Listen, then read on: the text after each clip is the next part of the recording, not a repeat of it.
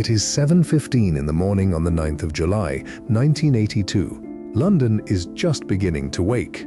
The milk floats hum down quiet streets. The first buses cough to life. Somewhere on Constitution Hill, a pigeon lifts from a lamppost and circles, once before settling again. Buckingham Palace sleeps. The flag above the central balcony hangs limp in the windless dawn. The Victoria Memorial casts a long, pale shadow across the empty mall. The gates are closed. The sentries stand at their posts in their red tunics, their bearskins motionless, their eyes fixed on nothing. It is the most protected building in Britain. It is also this morning the most unguarded. Because inside the palace, past the locked gates, past the standing soldiers, past the iron railings tipped with steel spikes, a man is walking barefoot down a long carpeted corridor. He is 31 years old. He is unemployed. He has not slept in 2 days. His feet are bleeding. He is carrying half a broken ashtray in his right hand. He is looking for the Queen. His name is Michael Fagan. In 9 minutes, he will sit on the edge of her bed and wake her up. And the royal guard will not come. This is not a story about a kidnapping. There is no weapon. There is no plot. There is no foreign intelligence. There is only a man, a palace, and a series of locked doors that were not locked. It is the most extraordinary security failure in the history of the British monarchy. And for 30 minutes on a Friday morning in July, the safest woman in the world was alone with a stranger who had walked in through the window. Watch how it happened. How a fortress became a hallway. How the alarms rang and nobody listened. How a queen, with no guard, no phone, and no door between them, said the words that ended it. Please like, subscribe, and share your thoughts below, because by the end of this story, you will understand something about courage that has nothing to do with weapons, and everything to do with a woman in the bed. To understand how Michael Fagan reached the Queen, you have to go back 4 weeks. It is the middle of June, 1982. Fagan is living in a council flat in Hackney with his wife and 4 children. He has worked on and off as a painter and decorator. He has been in and out of psychiatric care. He hears voices. He believes on certain days that he has been chosen for something. He does not yet know what. On the 4th of June, he climbs the palace wall for the first time. He does it in the middle of the night. He scales the spiked railings on Constitution Hill, drops into the garden, and wanders for nearly half an hour. He looks at the rose beds. He drinks a bottle of wine left over from a state reception. He climbs back out the way he came. Nobody stops him. Nobody sees him. When he tells his wife about it the next morning, she does not believe him. 5 weeks later, on the morning of the 9th of July, he tries again. It is 6:45 a.m. when he reaches the wall. The traffic on Constitution Hill is light. A milk float passes. A woman walks her dog. Fagan waits for the street to empty, places his hands on the iron railings, and begins to climb. The spikes are designed to deter. They are not designed to stop. A man who has climbed them once knows the trick. You place your feet between the points. You lift your weight. You vault. He drops into the palace garden at 6:48. The garden is 40 acres of lawn, lake, and trees. It is patrolled, on paper, by armed police officers with dogs. This morning, the patrol has just changed shifts. The dogs are being fed. The officers are having tea in the kennel block. Fagan walks across the grass in his bare feet. He has taken his socks off because the wet grass is silent. He has left his shoes by the wall. He is wearing jeans, a t-shirt, and nothing else. He approaches the palace from the northwest corner. He is looking for an open window. He finds one on the ground floor. It is the window of the master of the household's office. It has been left ajar for ventilation overnight. There is no alarm on it. There is no sensor. There is, in fact, an alarm, but it was triggered earlier in the night by a bird, and the officer in the control room has switched it off. Fagan pushes the window. It opens. He climbs in. He is now inside Buckingham Palace. He stands very still for a long moment. The room is dim. There is the smell of furniture polish and old paper. A clock ticks somewhere. The carpet under his bare feet is thick and warm. He has no plan. He has only a feeling. He wants to talk to the Queen. He begins to walk. He walks through a door, down a passage, up a flight of stairs. He passes a portrait of a man in armor.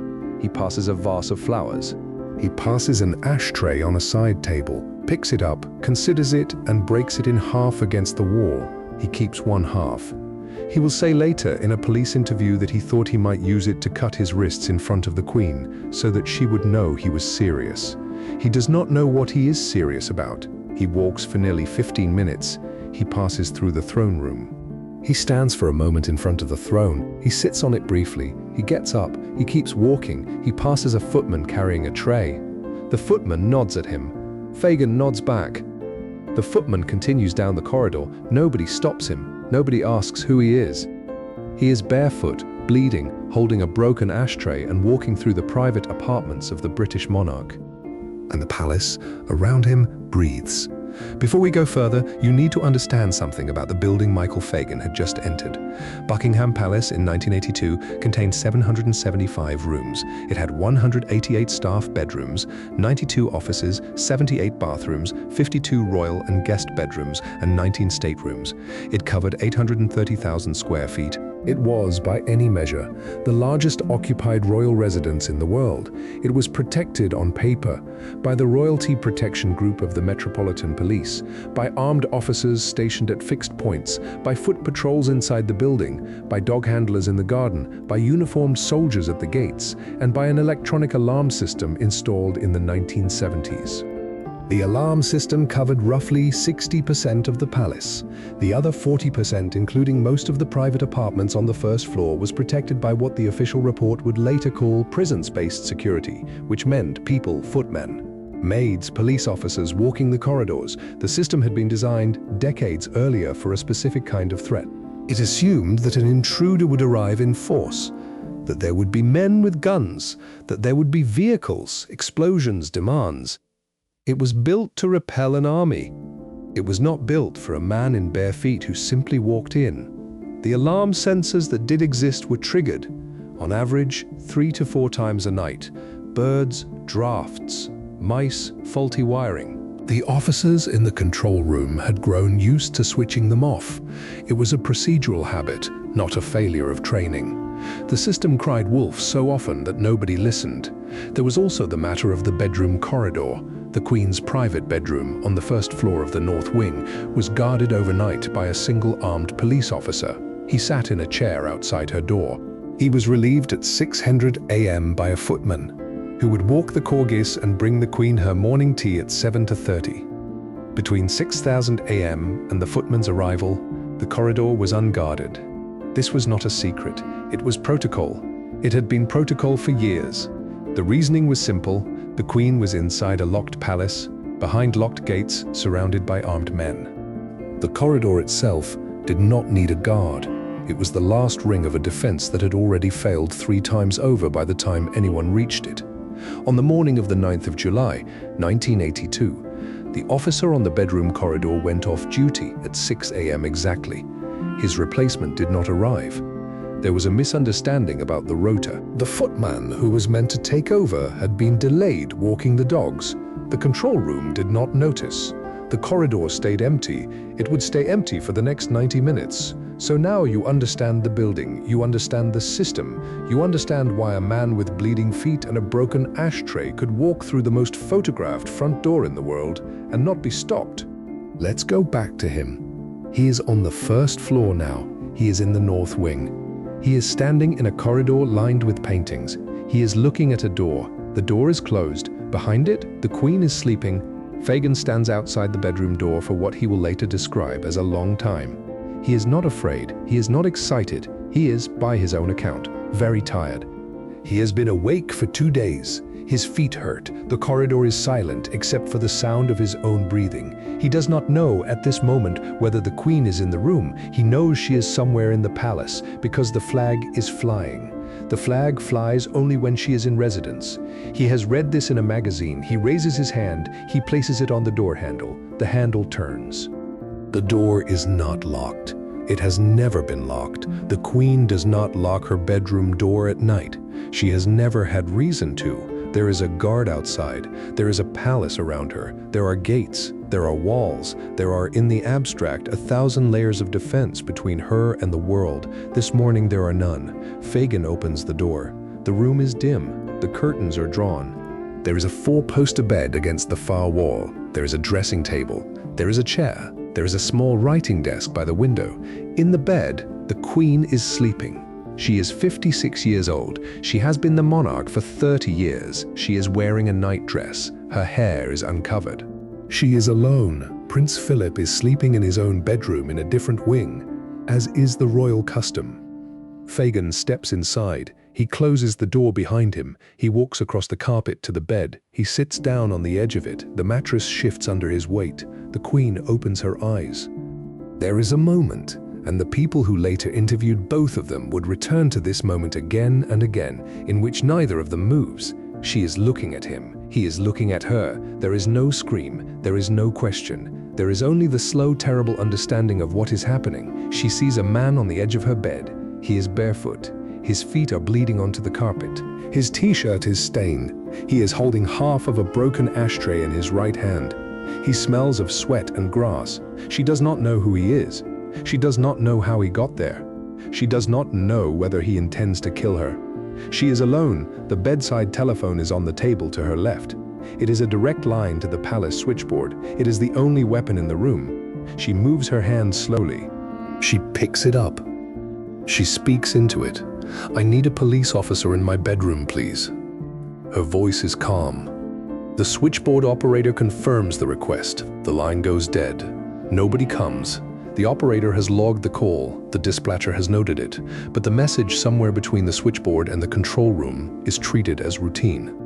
The Queen has, on occasion, asked for an officer in her room before. Usually it is to deal with a dog or a sound in the garden or a piece of furniture that needs moving. The dispatcher does not register urgency. The Queen waits. Fagin does not move. He is sitting on the edge of the bed looking at his feet. He says quietly, "I'm sorry." The Queen looks at him. She does not flinch. She does not pull away. She gathers the bedclothes around her shoulders and she sits up slightly against the headboard. She watches him. "How did you get in here?" she asks. Her voice is steady. It is the voice she has used for 30 years to ask difficult questions of generals and prime ministers. It does not change for a barefoot man on her bed. Fagin tells her. He tells her about the wall, the drain pipe, the window. He tells her he wanted to talk to someone. He tells her about his children, about his marriage, about the voices. He talks for several minutes. The Queen listens. She does not interrupt. She is the people who know her best will later say, doing the thing she has been trained her entire life to do. She is being present. She is being attentive. She is in a room with no guard and no door and no weapon, refusing to give him the reaction he might need to become dangerous. She is, in the most literal sense, talking him down. After a few minutes, she shifts slightly in the bed. "I think," she says, "I should ring for some cigarettes. Would you like one?" Fagin nods. She picks up the telephone again. This is her second call.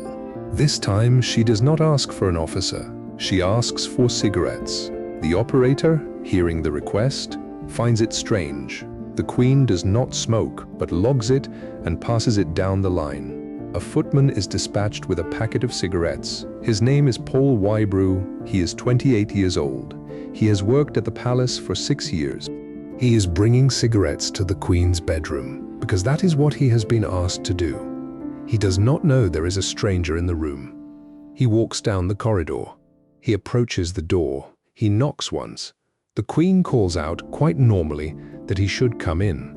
Wybrew opens the door. He sees the Queen sitting up in bed. He sees a man on the edge of the mattress. He sees the broken ashtray. He understands in 1 second what is happening. He does not panic. He does not shout.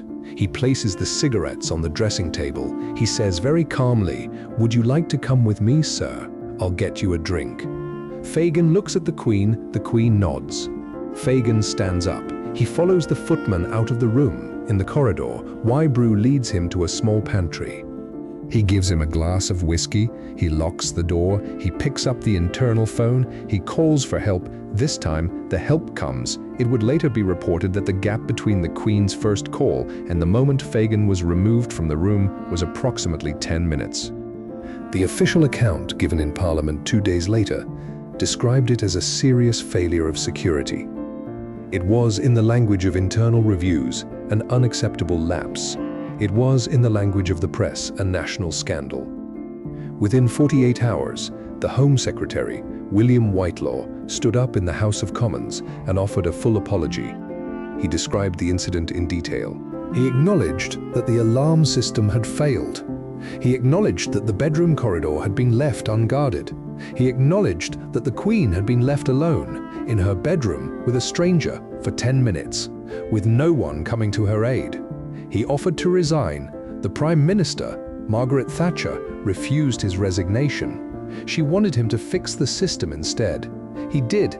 Within a year, the Royalty Protection Group was restructured. The alarm sensors at the palace were replaced. The bedroom corridor was given continuous guard cover 24 hours a day with no gaps in rotation. The windows of the ground floor were fitted with new locks. The walls were raised. The dogs were retrained. The Master of the Queen's Police, the senior officer responsible for palace security, was quietly transferred to another post. The footman, Paul Wybrew, was promoted. He would go on to serve the Queen for another 40 years. When she died in 2022, he was one of the senior staff who walked behind her coffin. The British press, in its tributes, would call him Big Paul, a man who had once been the only thing standing between the monarch and a stranger, and who had done it with a glass of whiskey and a quiet voice. Michael Fagan was arrested. He was charged not with breaking into the palace at the time. Trespass on royal property was a civil matter, not a criminal one, but with theft. For the bottle of wine he had drunk in the garden 5 weeks earlier. He was sent to a psychiatric hospital. He stayed there for 6 months. He was released. He returned to his life in Hackney. In the decades that followed, he gave several interviews. He spoke about the climb.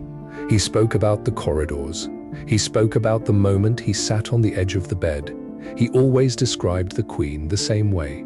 She was, he said in Tweet 12, very calm. She listened. She was kind. He did not say anything else. There is something in the way he spoke about her, even years later, even after his life had unraveled further, even after he had been in and out of prison for other matters, that suggested he understood more clearly than anyone what had happened in that room. She had not screamed, she had not run, she had not, in the end, even reached for a weapon. She had simply talked to him. And that, more than the alarms, more than the guards, more than the locked windows that should have been locked, was what had kept her safe. To understand what really happened on the 9th of July, 1982, you have to look past the security failure. You have to look past the alarms that did not ring, the officers who were not there, the windows that should have been closed. You have to look at the bed. A 56-year-old woman alone with no guard, no telephone that anyone would answer, no door between her and a stranger holding a broken piece of glass. By any military assessment, by any protocol manual, by any analysis of the situation as it stood at 7:18 a.m. on that Friday morning, she was completely undefended. And yet she was, in some way that none of the alarms and none of the officers could have provided, completely safe, because she did the thing that no system can teach. She listened. She asked him how he got in. She asked him about his life. She let him talk. She kept her voice level. She did not give him the reaction he might have needed to become something other than a tired, broken man on the edge of her bed. She was, for those 10 minutes, the entire royal guard.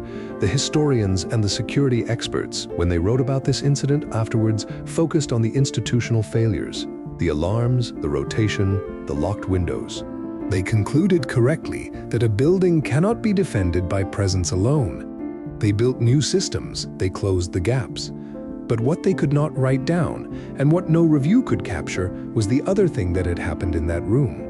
A woman who had been raised to be a symbol, who had been trained for 30 years to be the steady center of a national story, had been tested in the most private way imaginable. There were no cameras, there were no advisors, there was no script, there was only her and a stranger and the choice of what to do. She chose to be present. She chose to be human. She chose, in the most literal sense, to disarm him with the only thing she had, her attention. It is the kind of courage that does not appear on monuments. It does not get medals. It is not what people picture when they think about defending a country or a crown or a life. It is quieter than that. It is the courage of staying in the room, the courage of asking the second question. The courage of refusing to become afraid in a moment that by every reasonable measure demanded fear. Michael Fagan walked out of Buckingham Palace that morning, escorted by a footman with a glass of whiskey. He walked out alive because the Queen had decided in the first 3 seconds of waking up that he was going to. The story of that morning is often told as a security failure, and it was. The system was broken. The men who should have been there were not. The walls had holes in them, but underneath the failure is something else. A reminder that the things that protect us really protect us when everything else has gone wrong are not always the things we build around ourselves. Sometimes they are the things we carry inside. A steady voice, a clear mind, a refusal to flinch, the willingness to ask a stranger, sitting on the edge of your bed in the early hours of a London morning, how he got in. And then to listen to the answer. For 40 years afterwards, the Queen never spoke publicly about that morning. She gave no interviews. She did not write about it. When asked in private, she would change the subject. The people closest to her, her dressers, her private secretaries, her family would say only that she had handled it as she handled everything, which by all accounts meant completely. She continued to sleep with her bedroom door unlocked for the rest of her reign. She continued to take her morning tea at 7:30. She continued, in every way that mattered, to be the woman she had been before the door opened. The palace behind her was rebuilt. The alarms were replaced. The guards were doubled. The system eventually became as strong as the legend had always claimed it was. But the woman in the bed never changed. She did not need to. So here is the question after all of it. After the climb, after the corridors, after the locked door that was not locked, after the 10 minutes that should not have happened, what is it that really protects us? Is it the walls, the guards, the alarms in the wiring, or is it something quieter? Something that does not arrive when called, because it was already there, waiting in the dark when the door opened. The British monarchy spent the next 40 years answering that question with steel and electronics and new training manuals.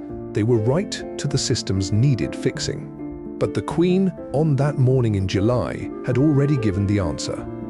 She had given it the moment she opened her eyes, saw a stranger on her bed, and decided without hesitation, without weapon, without help, to speak to him as a person. That was the defense that worked. That was the guard who came. So go ahead, like this video, subscribe to the channel, and tell us in the comments what you think the Queen was really doing in those 10 minutes. Was it training? Was it instinct? Was it something deeper, something that cannot be taught, only chosen? And if this story moved you, stay with us, because the next one is about another morning, another stranger, another door that should not have opened. Only this time, the woman on the other side was not a queen. She was something stranger. And the man who came for her did not leave the way Michael Fagan did. He did not leave at all.